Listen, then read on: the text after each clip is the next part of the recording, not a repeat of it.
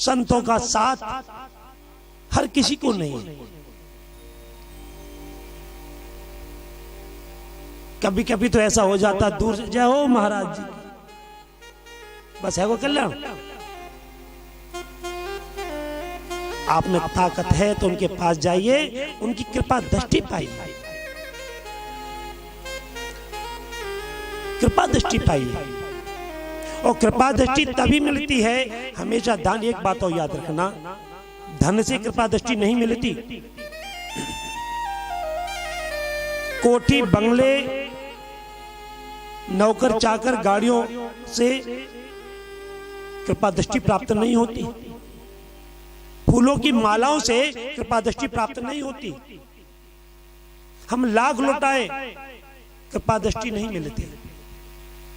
कभी कभी तो संत ऐसे लोगों से बहुत दूर रहते हो, उनको आने भी नहीं देते पास में, बोले माया हमको घेरेगी, इस माया को भगा दो यहां से, ये माया का जंजाल है, हमको फांसेगा, भगा दो, हमें जरूरत नहीं है। मैंने ऐसे ऐसे संतों को देखा है जो माया से बहुत परे है, बहुत परे है।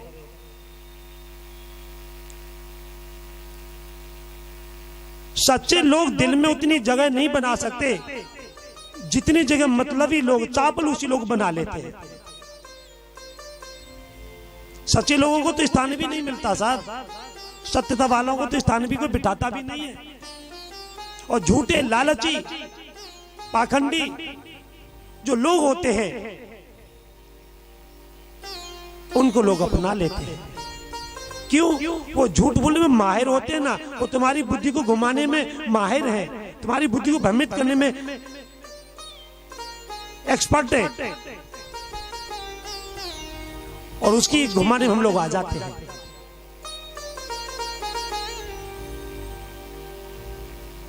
लेकिन व्यासपीठ से मैं इतना ही कहता हूं जो मुझे सिखाया गया, कभी ऐसे लोगों के चक्कर में मत पड़िएगा जो तुमको दिख रहा है कि कुछ भी नहीं है, कुछ भी नहीं है, किसी लायक नहीं है। आप उसके चक्कर में फंस के देखें, फिर देखें कितना आनंद आता है। तुम्हारा मन प्रफुल्लित हो जाएगा, शरीर प्रफुल्लित हो जाएगा। किसी ने कहा भी है, खुशियां कम और अरमान बहुत है, जिसे भी देखो वह परेशान बहुत है। करीब से देखा तो निकला रेत का घर, मगर दूर से इसकी शान बहुत है।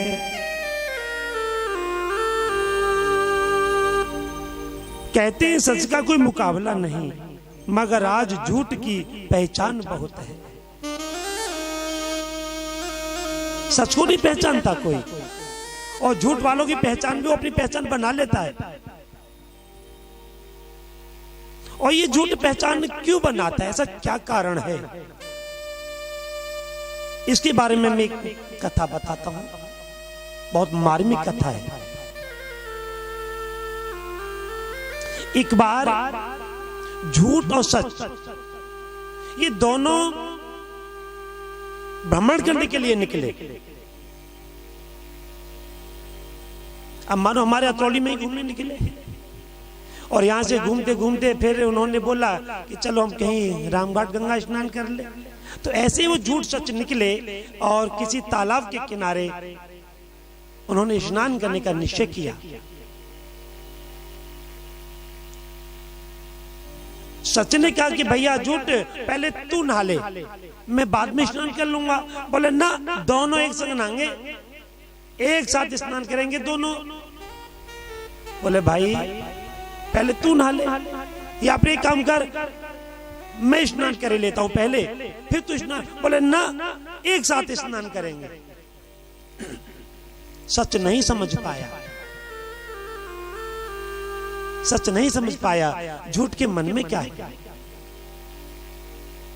जब झूठ और सच दोनों स्नान करने के लिए गए तो सच तो अपना स्नान में मग्न हो गया, और झूठ वहां से निकला उसकी निगाह छुपा करके और सच के कपड़े पहन करके और तेज भाग गया। और जब सच निकला उसे झूठ के कपड़े देखे, बोले भाई मैं झूठ के कपड़े नहीं पहनूंगा। बताते हैं संत लोग बताते हैं उसी दिन से सच नंगा है और झूठ सच के कपड़े पहन करके घूम रहा है। उसी दिन से ऐसा कुछ शास्त्रों का भी विधान है और कुछ संत लोग भी ऐसा बताते हैं कि उसी दिन से सच नंगा हो गया, क्योंकि सच का कोई विश्वास नहीं करता और करता भी है तब तक बहुत देर हो चुकी होती है। जब तक सच को पहचानते हैं, उसके बातों पे हम विश्वास करने लायक होते हैं, तब तक बहुत देर हो चुकी होती है। और जब देर हो जाती है तो उसका पार पाना बहुत मुश्किल हो जाता है। बोलना पड़ेगा, जोर से बोलना पड़ेगा। राधे राधे।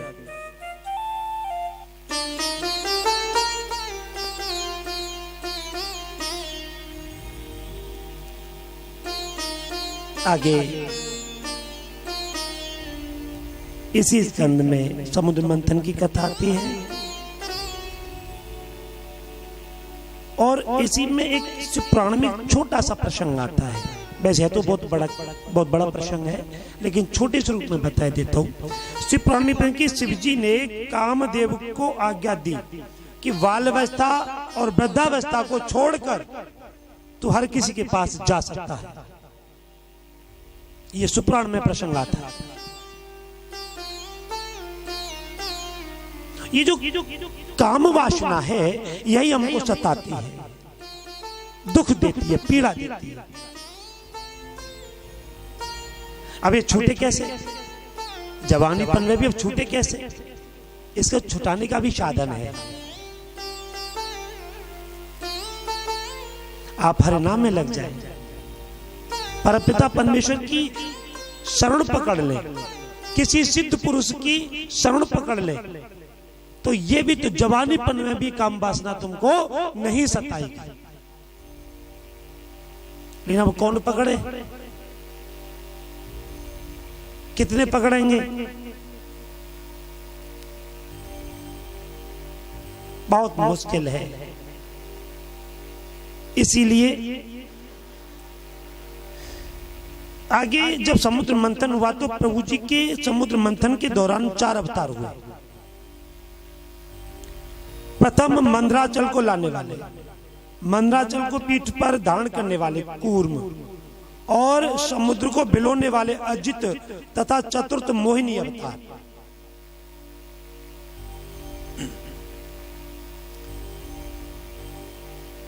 एक बार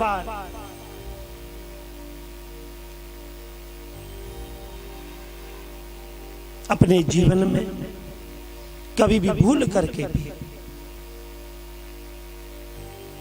ये मैं प्रथम दिवस से ही बोलता चला रहा हूं कि कभी भी किसी को सताने की कोशिश मत कीजिए।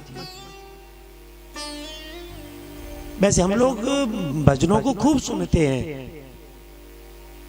लेकिन भजनों के अर्थ नहीं जानते, धुन में मस्त हो जाते हैं, उसकी लैंग्वेज में हम मस्त हो जाते हैं। क्या प्यारी धुन है, क्या प्यारा संगीत है, वाह। लेकिन वो क्या कह रहा है, उसका क्या अर्थ है, क्या संदर्भ है, क्या व्याख्या है, हम ये नहीं समझ पाते।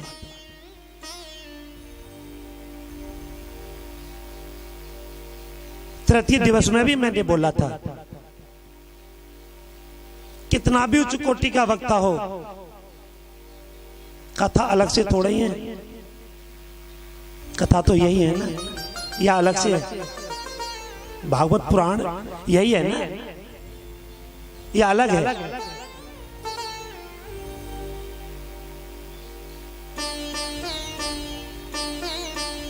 अब यहां क्या है, डोंडी बाबा करा रहे हैं।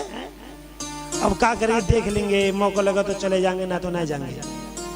अब तुम ना आओगे, ना जाओगे तो डोंडी बाबा को क्या बिगाड़ोगे?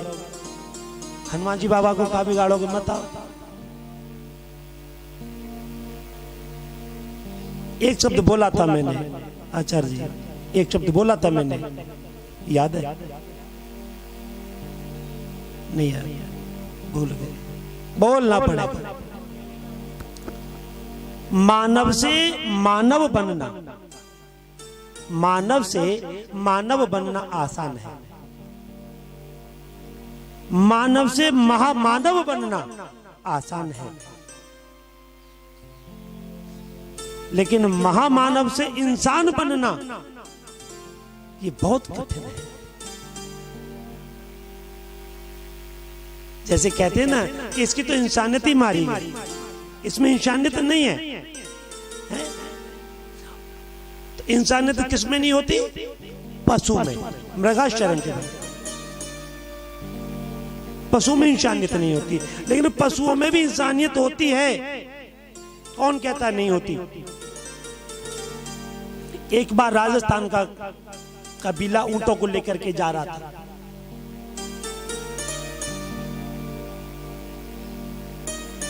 और उसके पास 1000 ऊंट थे, लेकर के जा रहा था। संस्कार जो कहते हैं, संस्कार ही इंसानियत होती है। जिसके अंदर संस्कार नहीं है उसके अंदर इंसानियत नहीं हो सकती। जो जा रहा था, उन्होंने विचार किया, अब सबको खूंटों से बांध दिया। अचानक एक खूंटी थोड़ी पड़ गई और उसने झूठे को ड्रामा किया, खड्डा खोदा और रस्सी उसमें हिलगा दी, मिट्टी लगा दी। जब प्रातःकाल हुआ तो उस कबीले को याद नहीं रहा, वो भूल गया। बोले मैंने वो तो वैसे गाड़ा था, वो तो उखाड़ के चल आएगा। जितने बार खूंटे से जितने बार भी ऊंट बांधे थे वो सभी खोले उसने, लेकिन जो जिसके साथ ड्रामा किया था वो नहीं खोला उसने। सभी ऊंट चले गए। जब बहुत दूर पहुंच गया, उसे मुड़ करके देखा, ऊंटों की गिनती की, बोले एक ऊंट कम है। वापस लौटा वहीं पर और वही ड्रामा उसने फिर किया। ऊंट उठ करके खड़ा होकर के और सीधा अपने काफिले में जा मिला। पशुओं में भी इंसानियत होती है, संस्कार होता है।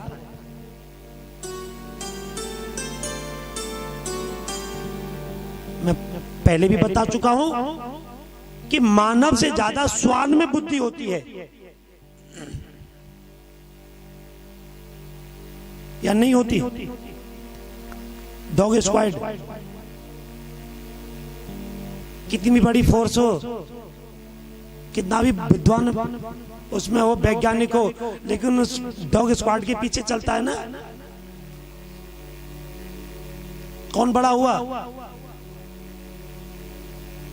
श्वान ये भी जानता है कि मुझे यहां से भोजन मिलेगा या लाठी मिलेगी, लेकिन मजबूरी है उसकी, वो जाता है।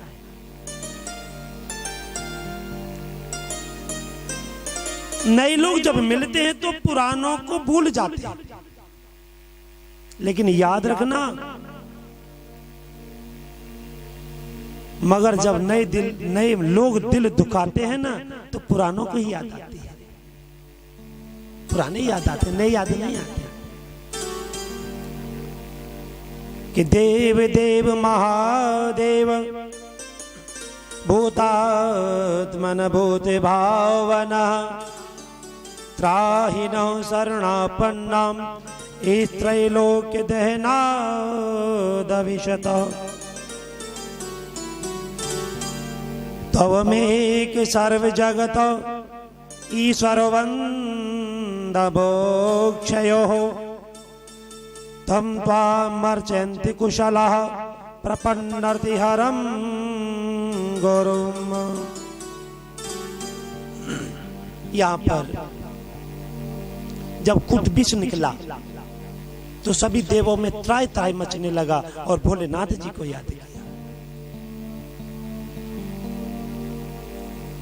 हे भगवान, हे भोलेनाथ, आप देवताओं के आराध्य देव महादेव, आप जीवन दाता है। अब नहीं कहा कि आप विनाश करता है, अब नहीं कहा, जब कूट विष निकला तो भोले जी को विनाश काल नहीं बोला, महाकाल नहीं बोला, जीवन दाता। आप ही संसार को बचा सकते हो, आप ही देवताओं को बचा सकते हो। और भोलेनाथ जी ने वे हलाल विष कंठ में धारण किया। यहां से हमें भोलेनाथ भी शिक्षा देते हैं। पूछो तो बता दो, उन्होंने कंठ में क्यों धारण किया, क्या कारण था? भोले जी तो अमर है ना, पी सकते थे उसको, लेकिन नहीं, उन्होंने कंठ में ही धारण किया। इसका एक अर्थ मिलता है और वो भागवत में ही मिलता है, शिव पुराण में भी मिलता है कि ये जो विषैले जो शब्द हैं, विषैली जो पदार्थ संसार में फैली विषैले शब्द, किसी के बुरे शब्द, उनको कंठ में ही धारण कर लो, अंदर मत उतारिएगा। और अंदर उतारोगे तो वो हृदय में वास कर जाएगा, और हृदय में वास कर जाएगा तो तुमको दुविधा में डाल देगा। इसलिए विषैले शब्दों को, कूट भी शब्दों को कंठ में ही धारण करो, केवल अंदर मत ले जाइए। और जो अंत तक ले जाते हैं, अरे वान मोसु ऐसे कई, अरे वान मोसु ऐसे कई हैं, तो अब सामने वाला तो परेशान है नहीं, परेशान कौन है? स्वयं। तो ऐसे कुट विषैले शब्दों से सचेत रहें, घबराए नहीं, केवल सचेत रहें। परहित सारे स धर्म नहीं भाई, पर पीड़ा सम नहीं अधमाई।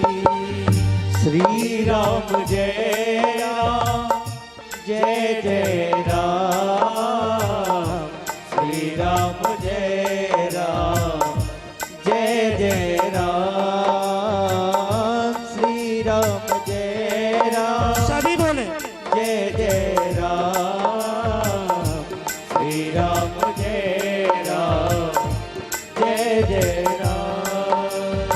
मंगल भवन अमंगल हारी, प्रभु दशरथ अजीर बिहारी।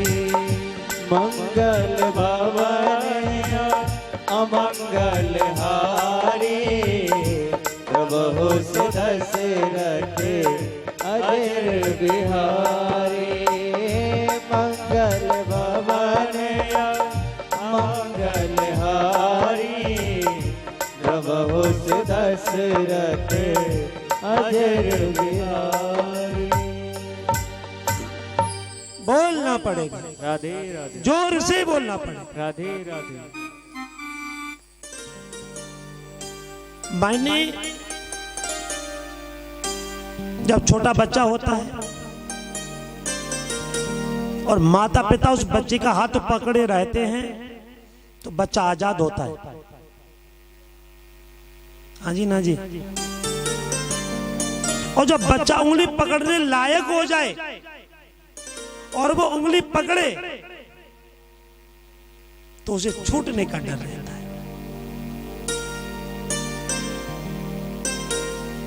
लेकिन लोग समझते हैं कि हम समझदार हो गए हैं, हम बड़े हो गए हैं, अब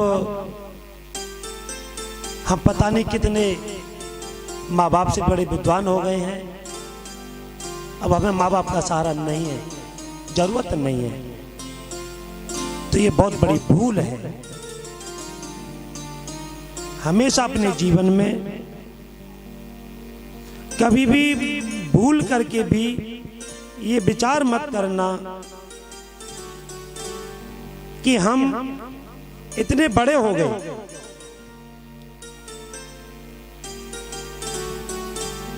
बड़ा बड़ा नहीं होता, बड़ा वह होता है जिसको परमात्मा बड़ा करता है। उम्र से कुछ नहीं होता।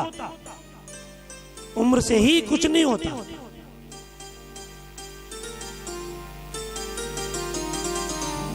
एक वृंदावन में छोटी सी उम्र के बच्चे जिन्होंने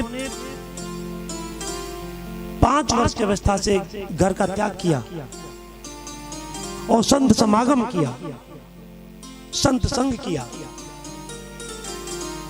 अब वो करीब 20-25 साल के हो गए। अब उनको किसी से मतलब नहीं है, अपनी वृंदावन में कुटिया बना करके रहते हैं। एक बुजुर्ग जब घर से परेशान हुआ, घर वालों ने उसको मारा, पीटा, फटकारा, बुरा भला कहा कि अब तो चलो जाने के वृंदावन तेरे तो बुद्धि सुधर जाए, अब यह घर में पड़ो रहेगो का। तो वो दुखी होकर के घर से निकल गया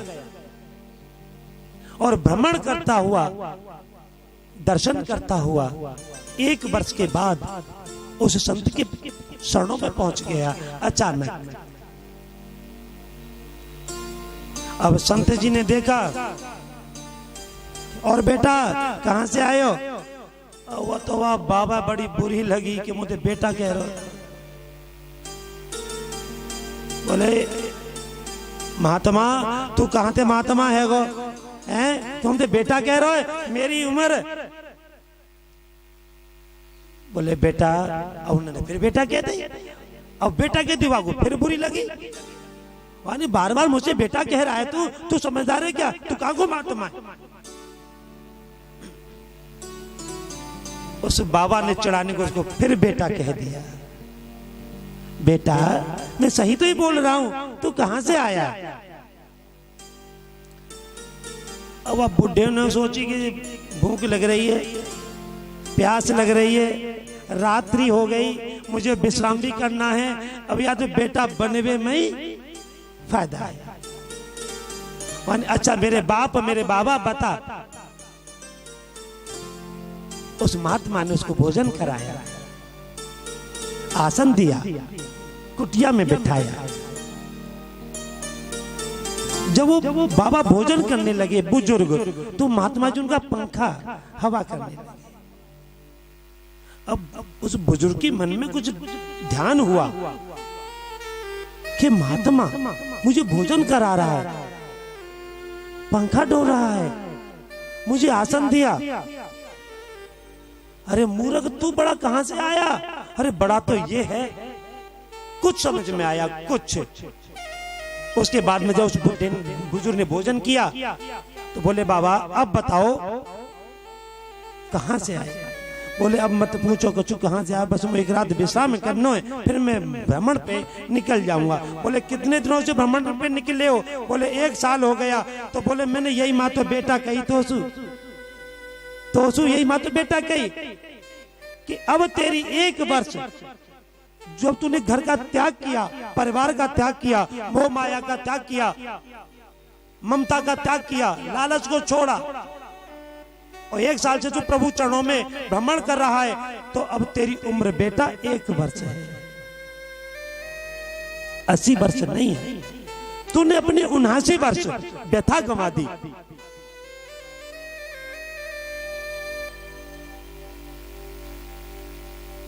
मेरा तात्पर्य समझ गए हो तो ठीक है, नहीं थोड़ा सा समझा दूं। इसीलिए हम अपने जीवन में हमारे जो भी प्रभु ने जो भी श्वासें दी हैं, इन श्वासों को धीरे धीरे धीरे धीरे प्रभु के नाम की ओर अग्रसर करें। सारांश बहुत है। इन श्वासों को व्यथा न गंवा करके प्रभु की शरणों में ले जाइए। कोई विद्वान पुरुष है उसकी शरणों में जाइए, नमन कीजिए। जब आप नमन करोगे तो तुम्हें वहां से कुछ न कुछ प्राप्त होगा। अगर तुम्हारे मन में ये भाव आया, अरे पंडिता का है रोए, बड़ा मौज लेते बैठ के, तू तो बारो बैठ के आजा,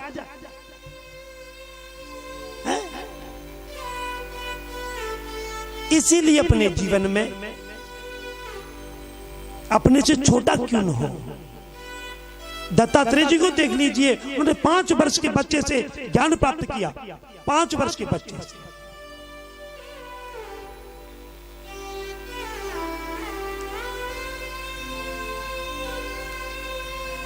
कुंवारी कन्या से ज्ञान प्राप्त किया, सर्प से ज्ञान प्राप्त किया, और तो और वैश्या से, वैश्या को गुरु बनाया दत्तात्रेय जी महाराज ने। है? और आज हम किसी विद्वान की अवहेलना करते हैं, शर्म आनी चाहिए। शर्म की बात है ना। अगर आप सम्मान नहीं कर सकते तो अपमान करने के भी अधिकारी आप नहीं है। ये अधिकार नहीं दिया जाता आपको, शास्त्र इसकी आज्ञा नहीं देता। और जो व्यक्ति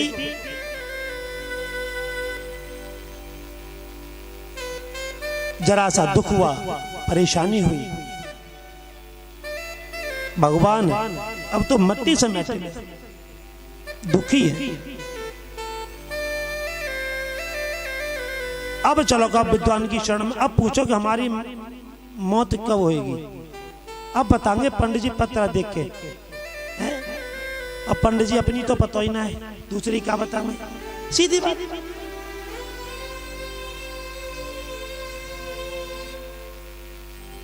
अगर मौत का ही पता लगाना है तो स्वयं से लगाइए, स्वयं बताएगा कि हमारी मृत्यु कब होगी, स्वयं बताएगा। ये मेरा वादा है आप लोगों से, ये स्वयं बताता है कि हमारी मृत्यु कब होगी। लेकिन कुछ पाने के लिए खोना पड़ता है। अब जब तक खोओगे नहीं तो मिलेगा क्या? क्या हनुमान जी ने नहीं खोया? कितना खोया, तभी तो पाया। सर्वस्व सर्वस्व समर्पण किया।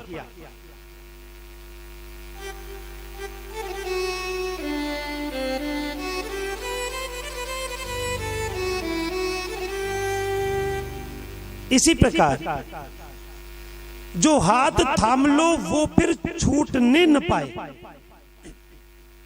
प्यार की दौलतें कोई न लूटने पाए। जब ये छू लो बुलंदियां तो ये ध्यान रखना, जमीन से पांव का रिश्ता टूटने न पाए। भले आप बुलंदियों पर भले अधिकारी हैं, लेकिन चलोगे जमीन पर। भले आप कितने भी महान विद्वान हैं, चलोगे जमीन पर, मिलोगे जमीन पर।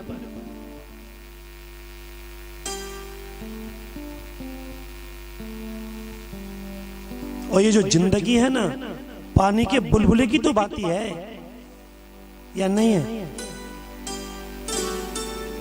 देखो हमारे आचार्य जी समझ गए, मन की बात मिली ना, बोलेंगे, बोलना पड़ेगा, जोर से बोलना पड़ेगा। तभी तो कह देते खग जाने खगही की भाषा। कल इन्होंने कुछ बोला था, हम समझ गए थे, और आज कुछ हमने बोला, समझ गए। ये जिंदगी है पानी की बात है, बुलबुली। इस शब्द को भी मैं बहुत लगभग हर कथा में सुनाता हूं। बारिश होती है या कोई तेज बूंद पड़ती है, वो पानी में पड़ती है तो छोटा सा बुलबुला तैयार होता है, और वो धीरे धीरे धीरे बड़ा होता है, कुछ ही क्षणों में वो। यही तो मानव की जिंदगी है। फिर भी इंसान कहता है मैं है? ऐसे ही है ना। मैं आप ही से पूछ रहा हूं, पीछे बैठे हो, बिल्कुल बात सही है ना। पानी के बुलबुले की भांति जिंदगी है, फिर भी कहता है कि मैं, अरे मैंने दुनिया देख ली, तेने भी एक चौराहे ना देख, और किसी एक चौराहे पे छोड़ दिया जाए तो तुझे रास्ता नहीं मिलेगा। कौन सा रास्ता? दुनिया तेने जरूर घूमी है, अरे प्रभु के नाम के चौराहे पे छोड़ दो जाए तो बस खो जाएगा, कुछ मिलने वाला नहीं है। अब देखेगा राम को नाम लूं, के सीता को लूं, के लक्ष्मण को लूं, के हनुमान जी पुकारूं, के देवी पुकारूं, के गंगा मैया पुकार, सब याद आवत है। कब? जब बेटा बेटी मारे बहुए मारे तब, जब ही तो चौराहे पे खड़ो